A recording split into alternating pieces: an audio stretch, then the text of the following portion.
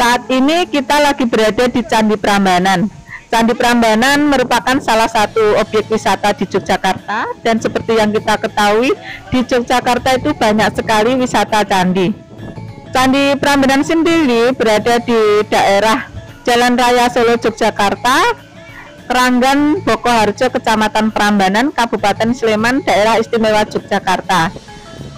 Yogyakarta sendiri banyak sekali wisata candi, diantaranya Borobudur, Boko, Prambanan, dan lain sebagainya. Dan kali ini mumpung ada di daerah Yogyakarta, kita mau ke Candi Prambanan dan Borobudur. Saat ini kita sudah ada di halaman Candi Prambanan dan kita mau beli tiket di sini.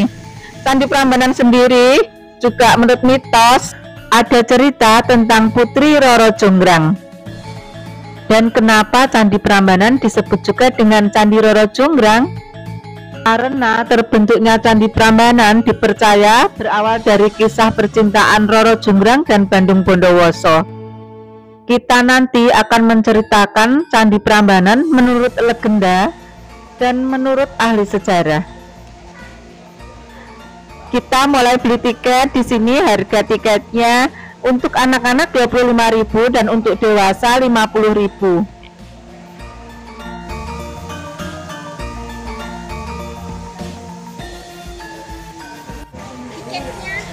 Tiketnya lewat mana? Ya wis iki kan wis masuk, terserah karep ning ndi parakmu. Ini kita memasuki halaman dari Candi Prambanan dan ternyata sangat luas sekali.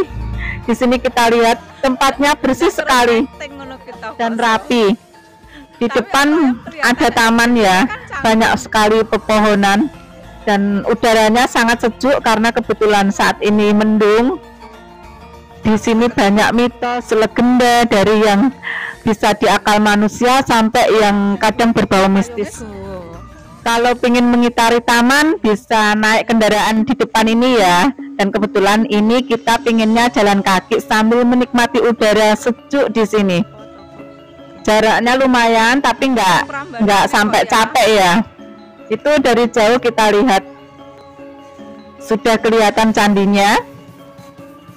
Candi ini adalah termasuk situs warisan dunia UNESCO dan candi Hindu terbesar di Indonesia sekaligus salah satu candi terindah di Asia Tenggara. Sebelum kita bahas Candi Prambanan menurut ahli sejarah, kita akan membahas Candi Prambanan menurut versi legenda rakyat, yaitu versi Putri Roro Jonggrang dan Bandung Bondowoso. Candi Prambanan adalah bangunan candi bercorak agama Hindu terbesar di Indonesia yang dibangun pada abad ke-9 Masehi. Halo semuanya, kembali bersama Asoka Deni. Salam sehat, salam persaudaraan. Kali ini kita akan membahas Candi Prambanan yang terkenal juga dengan julukan Candi Roro Jonggrang. Orang Indonesia, terutama orang Jawa, pasti tahu ya kisah antara Roro Jonggrang dan Bandung Bondowoso. Sebelum masuk ke dalam candi, kita ceritakan sedikit kisah Roro Jonggrang atau Loro Jonggrang. Konon, cerita Roro Jonggrang dan Bandung Bondowoso adalah legenda yang menggambarkan terbentuknya Candi Sewu. Legenda Roro Jonggrang itu diawali dengan kisah dua kerajaan yang bertetangga, yaitu Kerajaan Pengging dan Kerajaan Boko. Kerajaan Pengging dipimpin oleh Prabu Damarmaya yang memiliki putra mahkota bernama Bandung Bondowoso. Sedangkan Kerajaan Boko atau Baka dipimpin oleh Prabu Baka atau Boko yang berwujud raksasa dengan dibantu oleh Patih Kupala. Meski berasal dari bangsa raksasa, Prabu Boko memiliki putri yang sangat cantik bernama Roro Jonggrang. Prabu Boko berniat menyerang Kerajaan Pengging untuk memperluas wilayah kekuasaannya hingga kemudian pecah perang antara dua kerajaan tersebut. Mengenai adanya peperangan, Prabu Damarmaya segera mengirimkan Bandung Bondowoso untuk menghadapi pasukan Kerajaan Boko yang dipimpin langsung oleh Prabu Boko. Berkat kesaktian Bandung Bondowoso, Prabu Boko berhasil dibunuh dan pasukannya dipukul mundur. Dan inilah awal kisah pertemuan Roro Jonggrang dan Bandung Bondowoso. Berita gugurnya Prabu Boko sampai ke Patih Kupala yang segera dilaporkan kepada Roro Jonggrang. Setelah gugurnya Prabu Baka, pasukan Pengging di bawah pimpinan Bandung Bondowoso menyerbu pusat kerajaan Baka.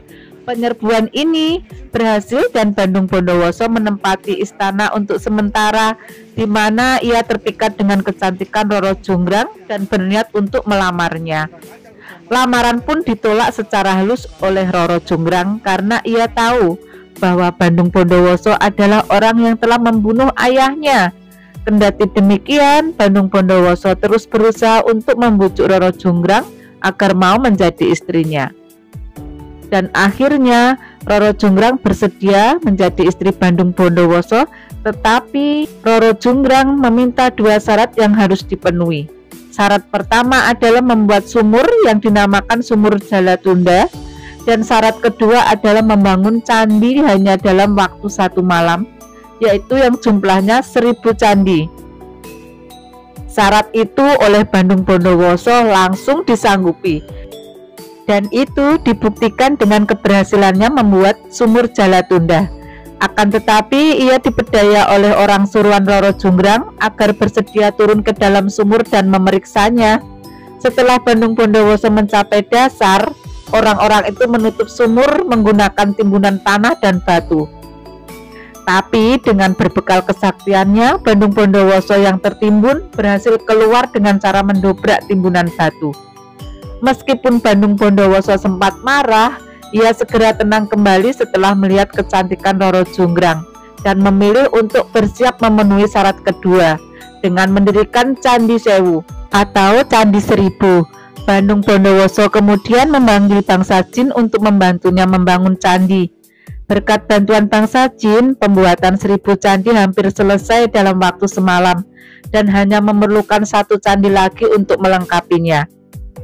Roro Jonggrang mendengar ini berusaha untuk menggagalkannya. Ia segera membangunkan para dayang istana dan perempuan desa untuk mulai menumbuk padi dengan alu serta memerintahkan agar gundukan jerami dibakar di sisi timur. Suara alu berhasil meyakinkan para jin yang membantu Bandung Bondowoso bahwa pagi akan segera menyongsong. Mereka pun segera bersembunyi, membuat Bandung Bondowoso gagal memenuhi persyaratan Roro Jonggrang untuk membangun 1000 candi. Mengetahui bahwa itu semua adalah akal-akalan Roro Jonggrang, Bandung Bondowoso murka sekali. Ia lantas mengutuk Roro Jonggrang menjadi arca yang cantik dan indah untuk melengkapi 999 candi yang telah dibuat bersama bangsa Jin. Konon cerita Roro Jonggrang dan Bandung Bondowoso adalah legenda yang menggambarkan terbentuknya Candi Sewu atau Candi 1000, yaitu Candi Prambanan, Keraton Ratu Boko, dan arca Dewi Durga yang ditemukan di dalam Candi Prambanan. Candi yang tidak selesai kini dikenal sebagai Candi Sewu yang letaknya tidak jauh dari kompleks Candi Prambanan. Apakah legenda Roro Jonggrang dan Bandung Bondowoso ini nyata? Mari kita lihat dari sudut pandang ahli sejarah yang terlihat dari penemuan prasasti. Candi Prambanan ini termasuk candi terbesar di Indonesia dan tercantik di Asia Tenggara. Letaknya di kawasan Jawa Tengah dan daerah istimewa Yogyakarta. Menurut prasasti Siwagra, candi ini mulai dibangun pada sekitar tahun 850 Masehi oleh Rakai Pikatan, yang kemudian diselesaikan oleh Rakai Balitung. Setelah terjadinya perpindahan pusat kerajaan Mataram ke Jawa Timur berakibat tidak terawatnya candi-candi di daerah ini, dan ditambah terjadinya gempa bumi serta beberapa kali meletusnya Gunung Merapi, menjadikan Candi Prambanan dan sekitarnya runtuh, tinggal puing-puing batu yang berserakan. Jadi dulu ditemukannya Candi Prambanan ini belum berbentuk seperti ini. Dulu masih berupa batu yang berserakan dan akhirnya oleh orang Belanda dilakukan pemugaran. Yang jadi pertanyaan, bagaimana bisa tahu bentuk Candi Prambanan ini seperti ini? Nah, pembangunan pertama menurut informasi di sini yang dibangun pertama kali adalah Candi Pengapit atau Candi Apit. Baru kemudian bisa menentukan bentuk dari candi utama. Ini kita mulai naik ke atas candi. Dan untuk kalian yang datang ke sini untuk naik, hati-hati ya, ini lumayan tinggi. Dan kita masuk ke pintu pertama dan kita lihat di sini lumayan gelap. Dan kita pakai senter HP. Dan ini ada arca Dewa Siwa. Ini arca Dewa Siwa, dan ini kita berada di candi utama dari Candi Prambanan atau Candi Loro Jonggrang. Ruangan kedua itu ada ruangan Resi Agastya atau Dewa Agastya. Beliau adalah penyiar agama Hindu dari India.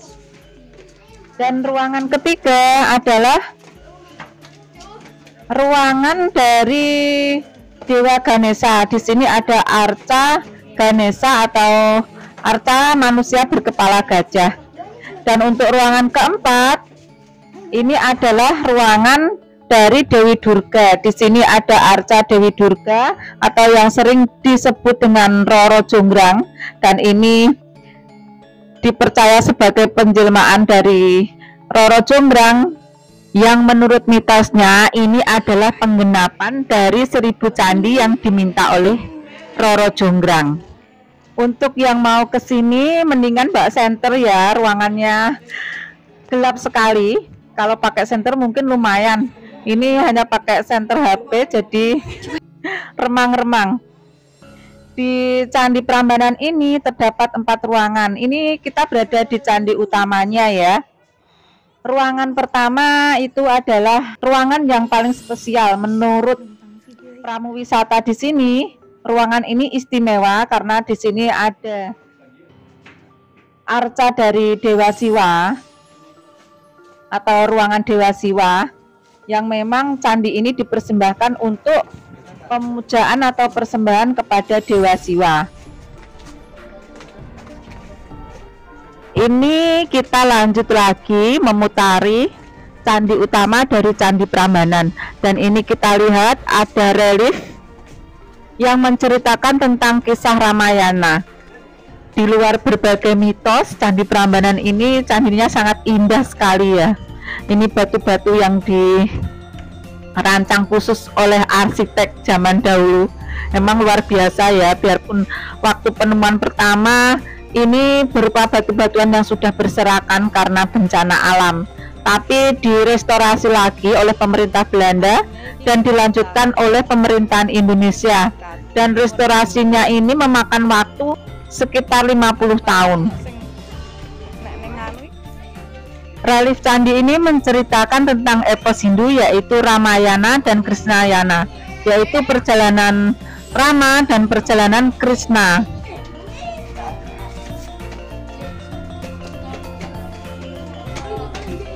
Relief ini diukir pada dinding sebelah dalam pagar, dan pagar ini berada di sepanjang lorong galeri yang mengelilingi candi utama yaitu Candi Brahma, Candi Siwa, dan Candi Wisnu. Ketiga candi tersebut ini adalah lambang Trimurti dalam kepercayaan Hindu.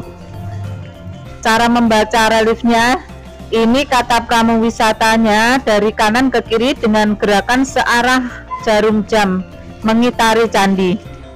Dan langkah ini sesuai dengan ritual Pradakshina, yaitu ritual mengelilingi bangunan suci searah jarum jam oleh para peziarah. Ini salah satu relief waktu Rama memanah Kijang Kencana waktu mengambil Dewi Sinta. Sedang relief Krishnayana menceritakan kisah hidup Krishna dari sejak lahir hingga dapat menduduki tahta kerajaan Dwaraka. Salah satu reliefnya yang menggambarkan Wisnu sebagai pendeta yang sedang duduk dengan berbagai posisi tangan. Candi ini diutamakan untuk persembahan kepada Dewa Siwa. Dugaan ini didasarkan pada isi prasasti Siwagra yang ditemukan di sekitar Prambanan dan saat ini tersimpan di Museum Nasional di Jakarta. Prasasti ini berangka tahun 778 Saka atau 856 Masehi dan ditulis pada masa pemerintahan Rakai Pikatan. Denah asli Candi Prambanan berbentuk persegi panjang, terdiri atas halaman luar dan 3 pelataran yaitu jaba, atau pelataran luar, tengahan atau pelataran tengah, dan jeron atau pelataran dalam. Halaman luar merupakan area terbuka yang mengelilingi pelataran luar, dan pelataran ini sangat luas sekali. Luas dari Candi Prambanan sekitar 39,8 hektar atau 398.000 meter persegi. Candi Prambanan ini merupakan kompleks candi Hindu terbesar di Indonesia dan di Asia Tenggara. Untuk kalian lebih percaya mana berdirinya Candi Prambanan karena Bandung Bondowoso atau percaya Prasasti Siwagra yang kemungkinan didirikan oleh Rakai Pikatan? Setelah naik candi utama dan berkeliling, kita turun dan istirahat sejenak. Lumayan ngos-ngosan kita. Dan sebenarnya kita kesini itu di luar jam libur ya, karena kita nggak mau datang terlalu rame. Biasanya waktu hari libur rame sekali, tapi ternyata kali ini kita salah juga memprediksi. Ternyata di luar hari libur rame sekali pengunjung. Dari jauh kita lihat banyak sekali pengunjung dan kebanyakan rombongan. Bahkan ada yang dari luar Pulau Jawa. Itu di situ banyak sekali dan kita nggak menanyakan dari mana usulnya, tapi tadi ketemu orang yang dari Lampung juga. Di sini masih banyak bebatuan yang berserakan dan belum direnovasi. Ini sebenarnya dasar dari candi-candi pengapit. Kita lihat belum semuanya direstorasi dan ini ada tulisannya di sini. Tanggal 27 Mei 2006 pukul 5.55 waktu Indonesia Barat, gempa bumi berkekuatan 5,9 SR telah melanda kompleks Candi Prambanan dan mengakibatkan kerusakan parah. Untuk mengingat peristiwa tersebut, Ratna Kemuncak Candi Apit Utara ini dijadikan monumen sebagai saksi bisu kedahsyatan gempa bumi yang telah meluluhlantakkan candi-candi di kompleks Prambanan. Oh, ternyata di sini dulu waktu 2006 terjadi gempa Jogja dan Prambanan termasuk salah satu korban dari bencana alam, dan ini dijadikan sebagai pengingat. Perlu kita ketahui juga, ternyata Candi Prambanan dan sekitarnya itu tidak ada 1000 candi, atau jumlahnya nggak ada 1000. Candi Sewu sendiri yang ada tidak jauh dari Candi Prambanan jumlahnya adalah 249 buah, sedangkan jumlah candi di Candi Prambanan adalah 240 buah.